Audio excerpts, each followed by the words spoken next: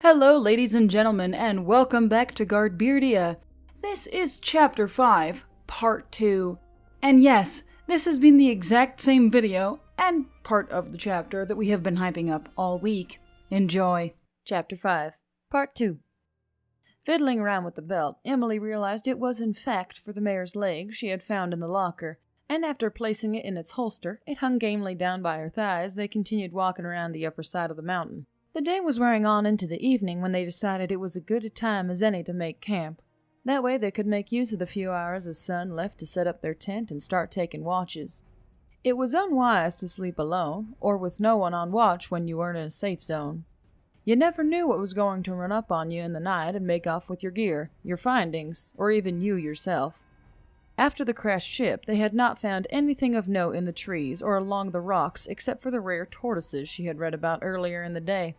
She had a little bit of signal where they were, so as Marill rested and played with a pair of the things, she compared the pictures of the ones on the web page to the ones she was looking at now. The ones Marill was flying around in her hands, their legs splayed out in either joy or terror, looked far healthier than the ones online. Their shells also seemed to have a few more colors to them, thin whirling strands of gold and red that flowed up and down their usual patterning. When Marill had her fill of teaching the small reptiles how to dogfight, Emily had her help hold up the centerpiece of their field tent so she could slide in the poles. Marill found this tedious work and decided she was going to look for firewood and set up their sentry poles. Sentry poles were a newer technology born via the needs and wants of divers. Most of the time, divers operate solo or in duo pairs, with only larger companies sending out small groups to go and find relics. For the solo and duo divers, there was a huge issue in maintaining security, not only from the cultists or the monsters themselves that lurked in the salt water, but wolves, bears, and anything else that may be stomping around in the area they're diving in. With this problem came a simple solution, along with a little magical help: the sentry pole, a collapsible aluminum pole with a mounted laser system on top. You set the poles out whatever distance you like, make sure the poles can see each other, and they power on via a switch. Able to generate the invisible beam with sun and moonlight, they send a warning signal to an earpiece worn by those using the poles for security. If anything breaks the beams, everyone knows and can prepare. The signal noise is a depraved kind of sound that can jerk even a drunken dwarf out of their slumber and put their heart on edge. The company who makes the poles refuses to tell anyone where they got the sound from, but the word ancient evil gets thrown around a lot in the diver community. Emily was fine with letting Marill go off and set the poles, since she bemoaned such things as setting up tents and rolling out bed mats. Marill was firmly planted in the camp that tents were for sugar-footed pussies, and that real divers just slept in the open with their poles activated. Emily was rooted in the camp that bugs suck and sleeping comfortably is important. So it was more than likely going to be just her in the tent while Marill just splayed out next to the campfire. Marill didn't show the same bravado while staying in dive tails, and she had enough feather pillows on her bed back home that one could make an entire generation of geese out of them if they tried hard enough. Emily got the tent set up, pulled out her sleeping system from her trunk and tossed it inside, unfurled her sleeping bag, put together the jet stove, and began making herself a little cup of chai while waiting on the centaur to get back from prancing around in the woods. She thought a campfire was a bad idea, but with the poles it would give him a chance to react if anything approached, and having a source of light wouldn't hurt either. While the stove heated up the water, she pulled out a set of binoculars and began looking around the other side of the mountain, resting on the rear seat of her Zundap and letting her other leg spread out to the driver's seat and hang there. Judging from the faint trails of smoke and the small yellow dots here and there, she reckoned there must be at least 4 to 5 other divers running around these creepy mountains, which was reassuring in some ways. She felt a little more at ease knowing there were other divers around that may be able to see a flare or hear the gunfire to know that someone out there was in trouble. Back at Walla Walla, Emily had been all alone as far as she knew, and like the others, she would have disappeared without anyone knowing where she last was. At that thought, she rustled around in her smaller document satchel that hung inside her sidecar, and pulled out the identification cards she had picked up earlier from the slain divers. Her water was beginning to bubble now, and she plopped her tea bag into the boiler, the color instantly changing from clear to the same red tint as the lake that sat in the distance. Emily took the cup off the heat and set it down on the radial fins to finish steeping, then turned her attention to the cards.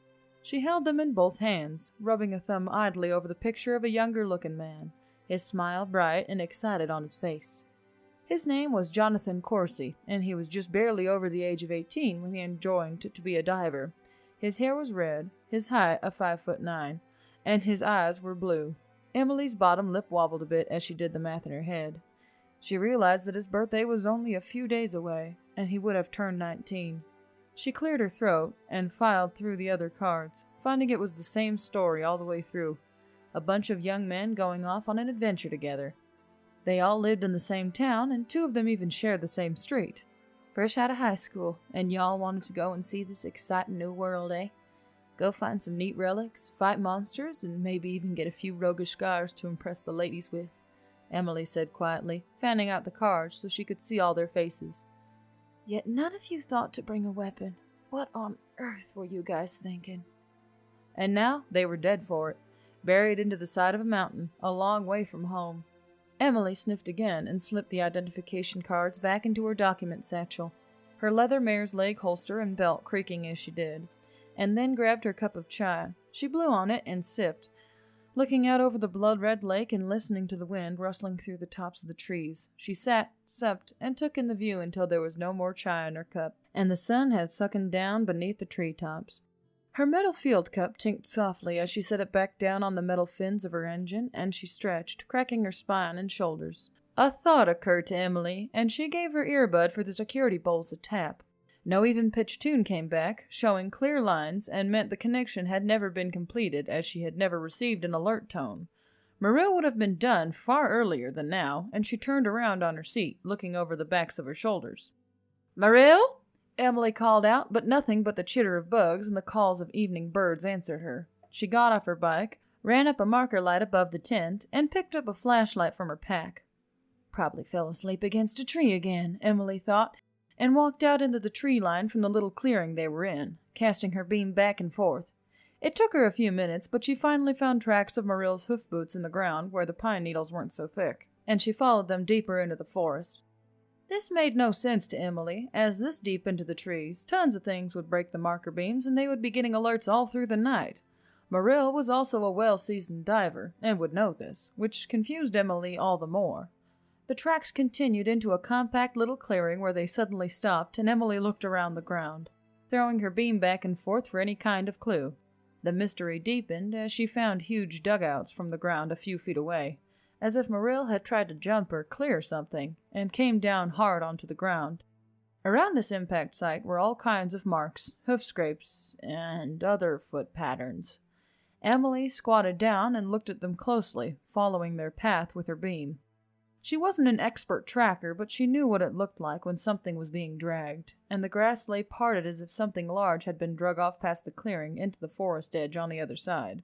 Emily wanted to go back and grab a rifle, as she still had the mare's leg and her CZ-75 in her shoulder holster, but she didn't know how much time she had wasted sitting there and drinking her tea. She turned the beam of her flashlight to its lowest setting and took off at a low crouch through the clearing, following the path of the drag through the grass and onto the forest edge. Near a small tangle of brush, she found one of the sentry poles, broken and trodden on in the pine needles. The needles gave her far better information in the large drag path, and she followed it further, winding her way deeper and deeper into the forest. She stumbled on something in the growing darkness, and rolled into the fall, coming back up onto her feet in a low crouch in one smooth motion. Emily kept low and crawled towards the object, using her hands when needed, and loomed over it, pulling over her flashlight. As the beam was cast over the object, Emily sucked in a breath, and saw that it was one of Marill's rear saddlebags. She held the bag in both of her hands, feeling the fabric on her fingers, and her mind was racing with worries, conclusions, and fears. She crouched there, listening, but heard nothing, so she continued on her search, quickly tying the bag's connectors together to form a kind of short sling so she could throw it across her shoulders.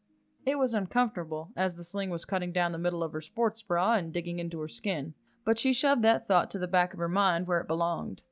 The sun was fully behind the mountains now, and it was so dark amongst the trees that the stars even sparkled through their branches. The trees were changing as well, the pine needles becoming mixed with the soft-fallen leaves, and more shrubs were cropping up around her. The darkness gave way to a new clue, and she clicked off her flashlight, staring out into the tree trunks and bushes wide-eyed. There was light, glowing softly only 100 yards away. Emily's breath was shaky, coming out in ragged breaths as she stalked forward, keeping low and crouched the entire way through the bush. When she was only 50 yards away from the glow of the light, she became aware it was a campfire, and there were garbled voices echoing out and bouncing off of the nearby trees. The closer she got to the light, the more voices she heard, and one of them was under some kind of duress. When she was within 20 feet of the area, she had to circle it a bit to try and find a view to see what was going on, and she had to finally crawl partially into the bush to get her eyes on target. What she saw, she did not favor, and the hairs on her arms and neck bristled immediately. Within the well-shielded wall of brush was a camp, but it was no diver camp, or at least had not been one for some time. Inside the ring of brush were cultists, their fishy faces glittering in the firelight as the flames danced along their scales. This was the first time Emily had ever seen one of these creatures in person, and they were as horrifying as she assumed them to be. They were like the reversal of a mermaid, except the fish part started randomly and depended on the person from what she could tell. Some of them looked only partially fish-like, their eyes being a little wider, their noses molded into slits, and their foreheads and cheeks only bearing scales. Others were full fish face, their eyes bulbous, mouths huge and gaping, and even bearing fins along their backs and heads instead of hair. Their skin was dry and flaking, and Emily remembered they must be very far from the water, now that she thought about it. Their scales must be drying out with the lack of moisture in the air, and some of the more fish-faced of them had a kind of glazed look about their eyes, like a perch left out on the grass for too long in the hot sun. Across the way was some kind of loot pile. Stacks of gear, fuel, weapons, and even a few artifacts were arranged around the collection of random stuff. Emily squinted and furrowed her brows, now that she thought about it further.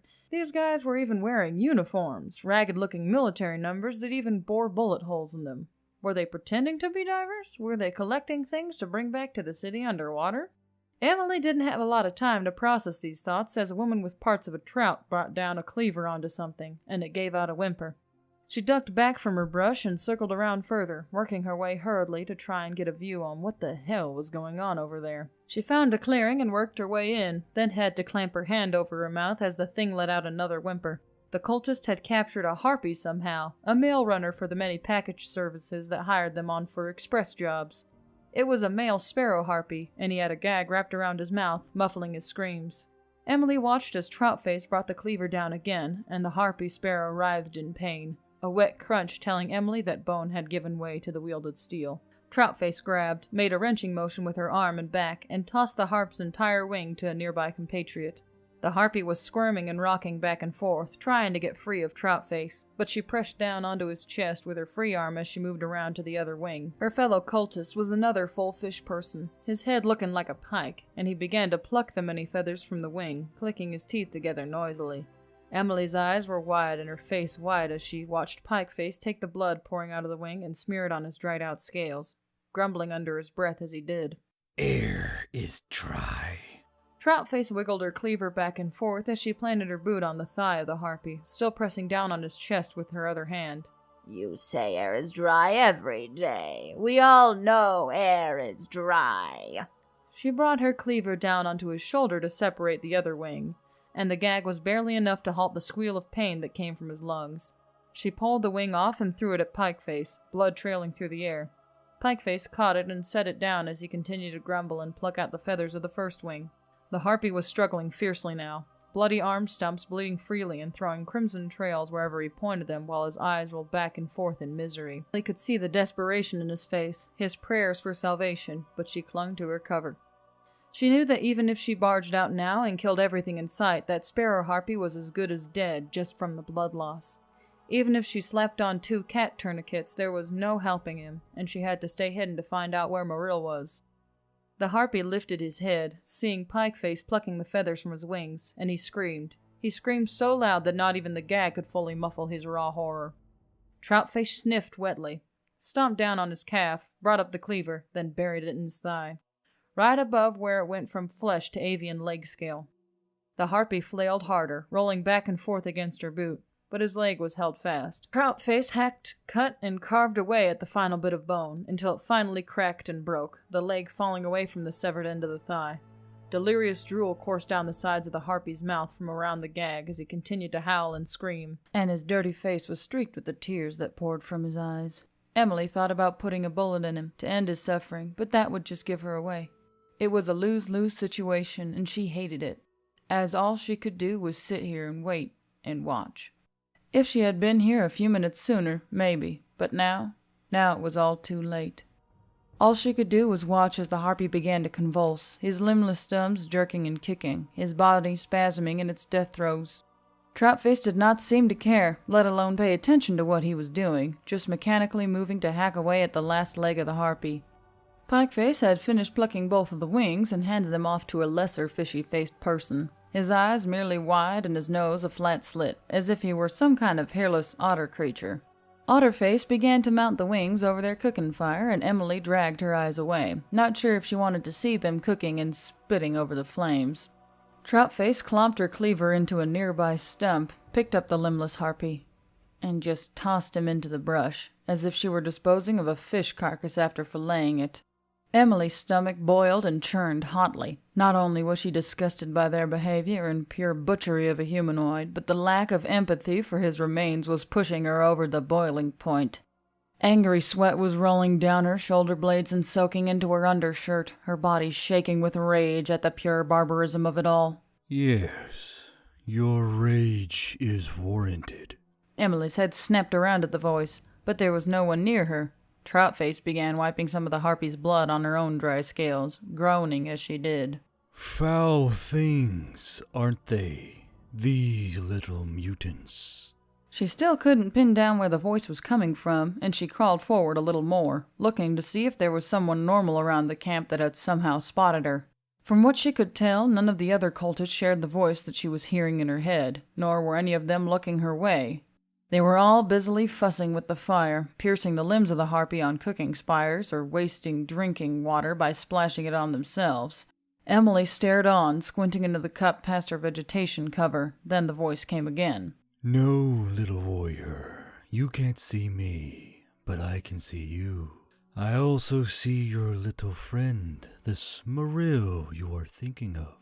Poke your head out a little more, little warrior. She was just beyond the harpy boy. Emily froze. This thing could see her, but she couldn't see it. And it could also see Marill. It also sounded like the loud thoughts that echo across your brain while taking a shower, as if you were inviting a new voice for an inner monologue. She had an idea, then thought in her head, her hands poised on the ground. "Can you hear me, stranger?"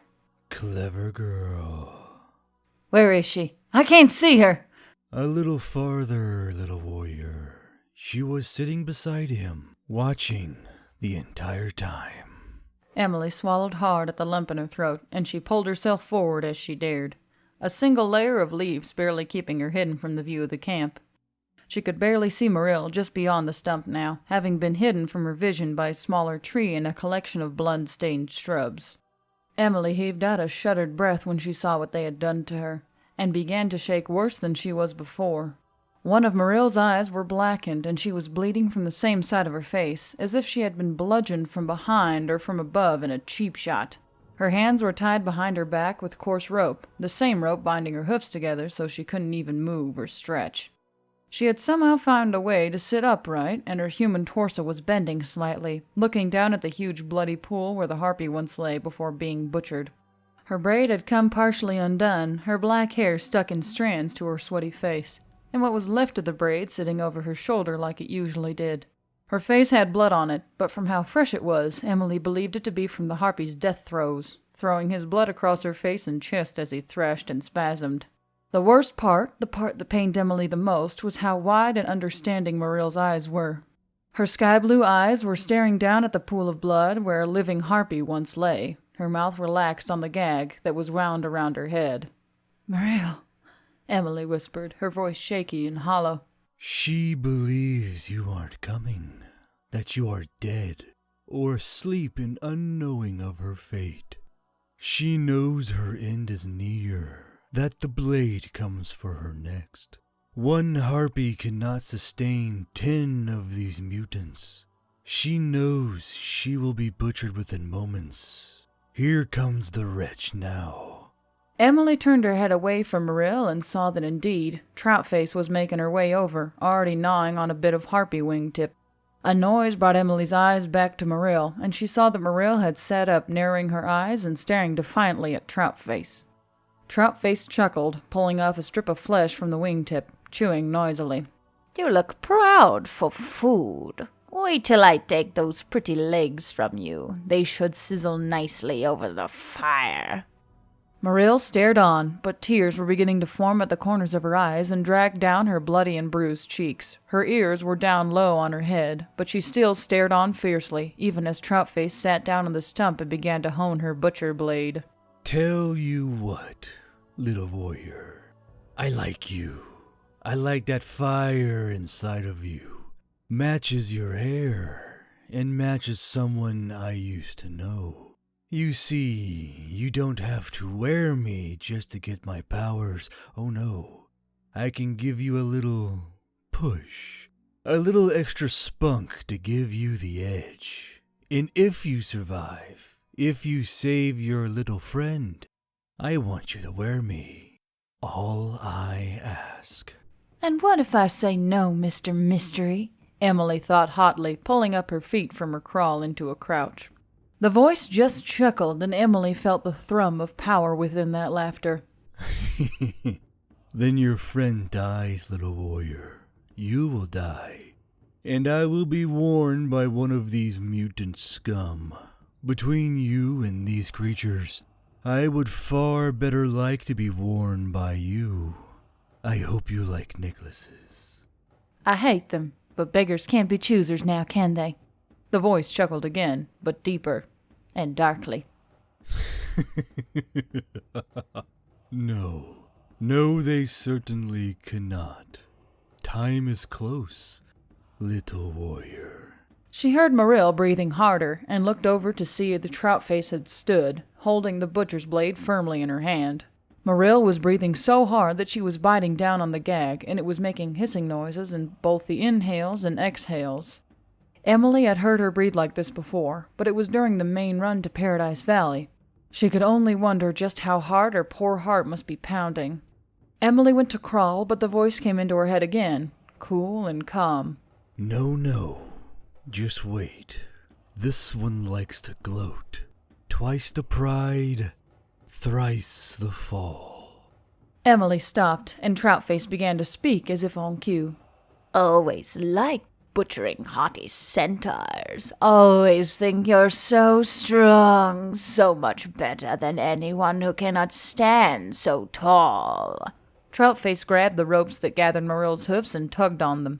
Despite her small frame, Troutface had immense strength, dragging Mariel bodily across the large pool of blood where the harpy once lay.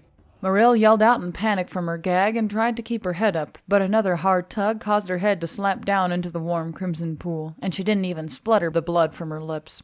I think I'll take your hooves first, let you feel the pain. Work my way to those delicious haunches. So much meat there. I'll take the back straps for myself. Delicacy even for the blessed and changed. Troutface grinned maliciously while Mariel stared up, blinking the blood from her eyes. Her head rolled back and forth on the ground, dirt sticking to the blood and turning it an ugly reddish-brown. Despite the gag, Emily could hear and understand the words she was trying to scream, trying to cast out into the dark night. "Emily, where are you, Emily?" Rage pulsed in her veins as she watched on, but this felt far different than it had before. This was a hotter rage, as if her veins were filled with the embers and coals of a fire. She looked down at her arms and saw that her exposed wrist and hand veins were thick and pulsing with blood, and small glimmers of light were glowing from within every once in a beat of the heart. Almost done. Give me a little more time, little warrior.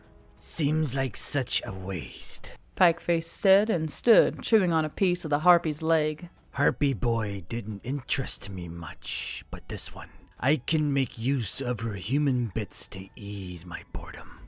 Troutface turned and glared at Pikeface. You know Holy Scripture better than I. No ingesting foul human portions of these creatures. It is against our laws.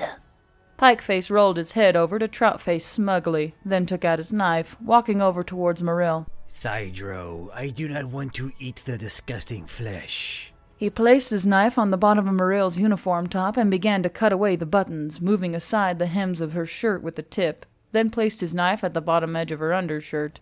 He began cutting up towards her chest, his long pike mouth open and baring his teeth. the blade barely grazing her stomach muscles as it split the cotton shirt. I want to play with it.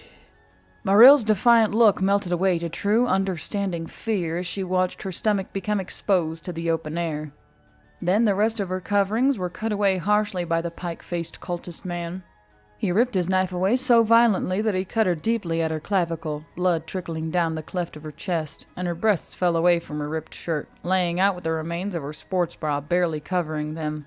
Emily was incensed now, and she slowly pulled out the mare's leg, her fingers gripping the wooden stock fiercely.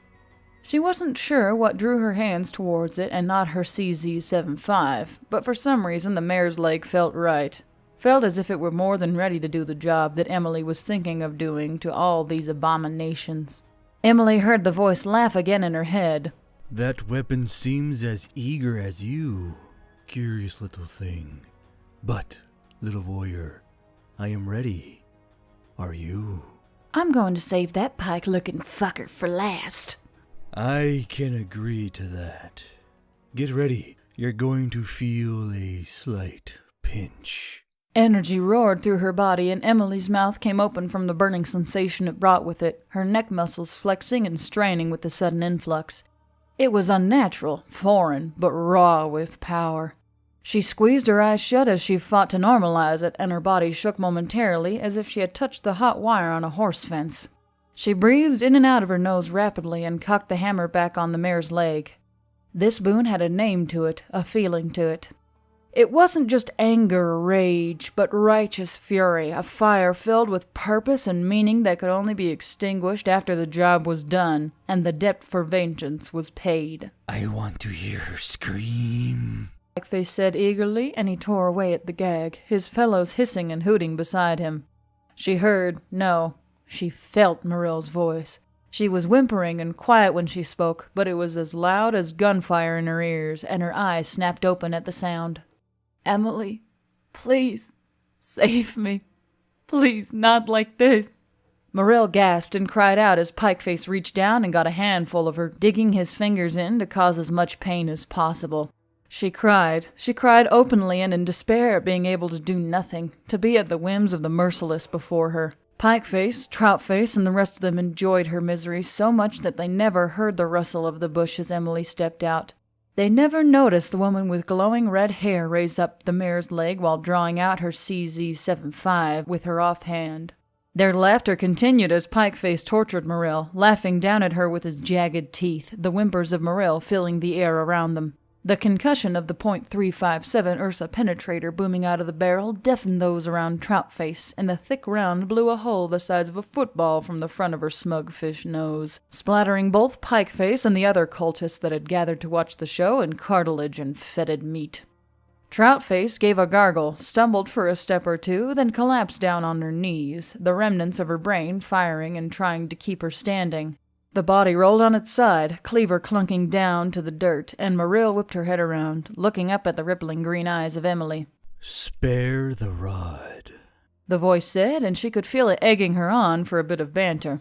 Spoil the child, Emily thought back to it, and snap-cocked the mare's leg before pointing it at the stomach of Pikeface. I'm going to like you, the voice said, and the mare's leg roared.